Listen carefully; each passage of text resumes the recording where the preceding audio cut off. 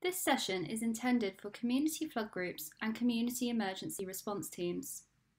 Information contained within this general role profile guide is there to clarify your activities as a community volunteer before, during and after a flood, or any emergency, as well as outline the limits of your role and responsibilities.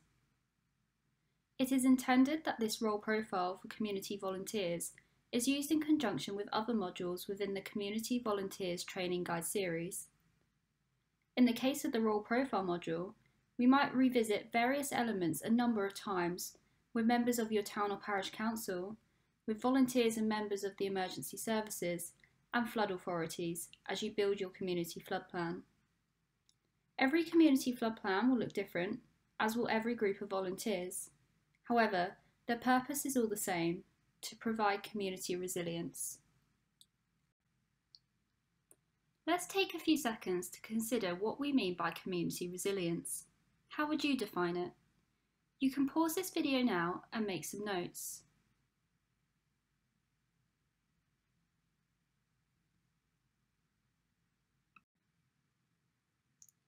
We use the term community resilience to describe the ability of communities to utilise their local knowledge and resources to respond to, withstand and recover from emergencies in a way that complements the local emergency services. By being better prepared, communities are able to respond quicker and recover faster. In order to establish what roles a volunteer needs to carry out, you need your community flood or emergency action plan. The Environment Agency has a template which you can download for free via the link on the screen. Your community plan can take many forms and it may have a different name, but what is important is that it states what volunteer flood wardens need to do, when and where.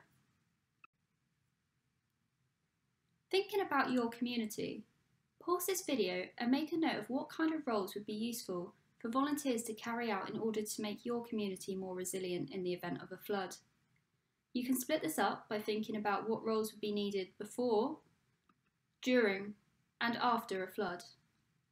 Take into account that the overall role is to support the community and not to carry out the job of the emergency services. You can pause this video now.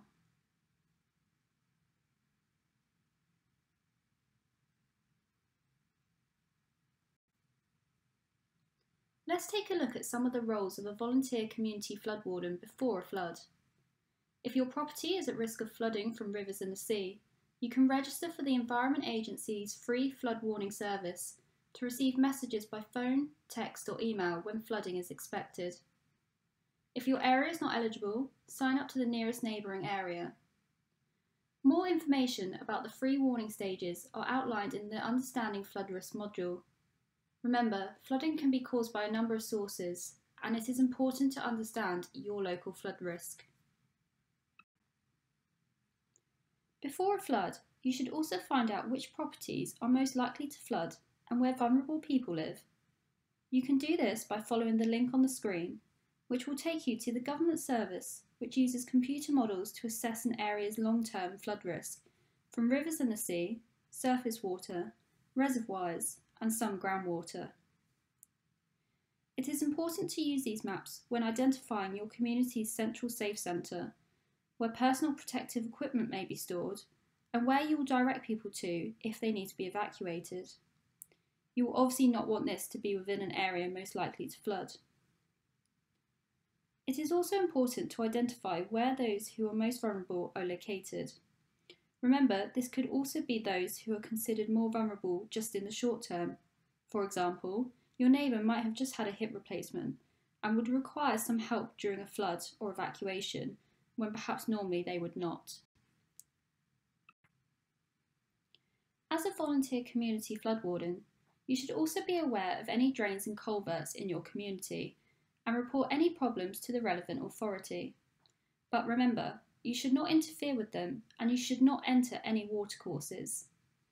The full extent of these dangers are outlined in the Flood Risk Awareness module. What a community flood warden can do, though, is clear any leaf litter covering the drains. Dog walkers are usually a great fit for this role. In summary, The roles you should be carrying out as a volunteer community flood warden before a flood is to register to receive flood alerts, understand flood risk within your local area, identify properties at risk of flooding, identify vulnerable individuals, support community plan training and activities, keep a check on drains and culverts and report any problems, and act as the eyes and ears of the local authorities.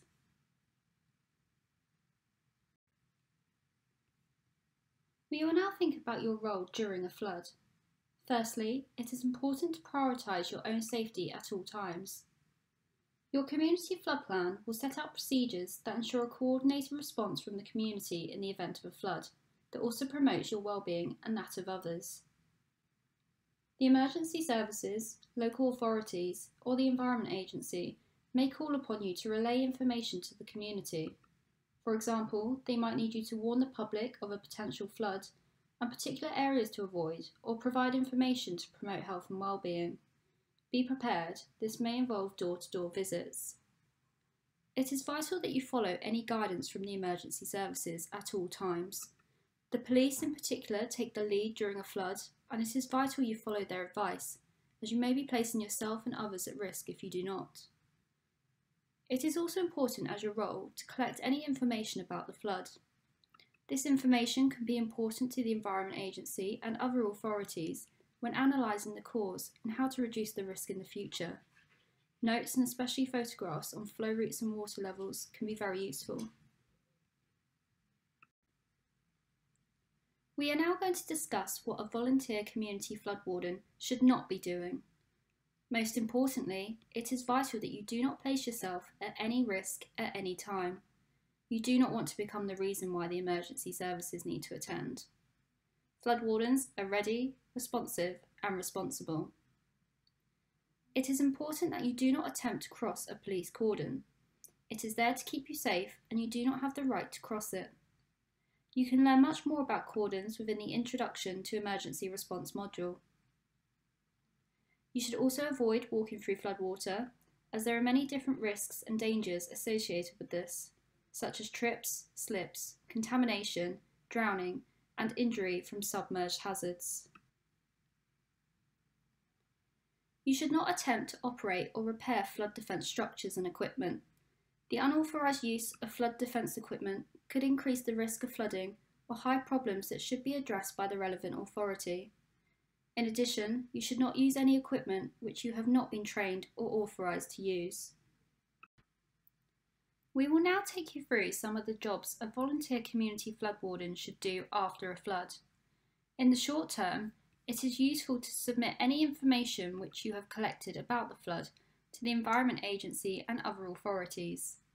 In return, you might be asked to relay information to the local community. Think about how you might do this. Has your community got a social media page? How will you get information to those who might not have social media? Taking part in a flood plan debrief following a flood can be useful to review your actions and identify any flaws in your community flood or emergency plan. It can take many months for individuals, households, and businesses to recover from flooding. As a member of the community, you may be able to provide support to those affected. Refer members of your community to a suitable authority or expert for further guidance and advice. Finally, we are going to run through some of the additional roles and responsibilities a community flood group coordinator might have. The coordinator should be the central point of contact and should be at the heart of the communication. It is vital that the emergency services are not bombarded with information from lots of different sources. The coordinator should be the emergency services' single point of contact and relay all information gathered by the flood wardens. It is therefore vital that they know how to correctly communicate with the emergency services. The coordinator should remain in one spot throughout an emergency and have regular contact with all the flood wardens who are out and about to check they are safe. Often in a community flood plan, confidential information on vulnerable residents and properties are listed, and it is the role of the coordinator to make sure this is kept safe. In summary, your strength as a community volunteer is your detailed knowledge of your local area and the people living within it. However, it is important to remember what your roles and responsibilities are not during an emergency. We hope you found this short introduction to the role of a community volunteer useful. If you have any feedback or want to ask any questions, please get in touch with the Cornwall Community Flood Forum.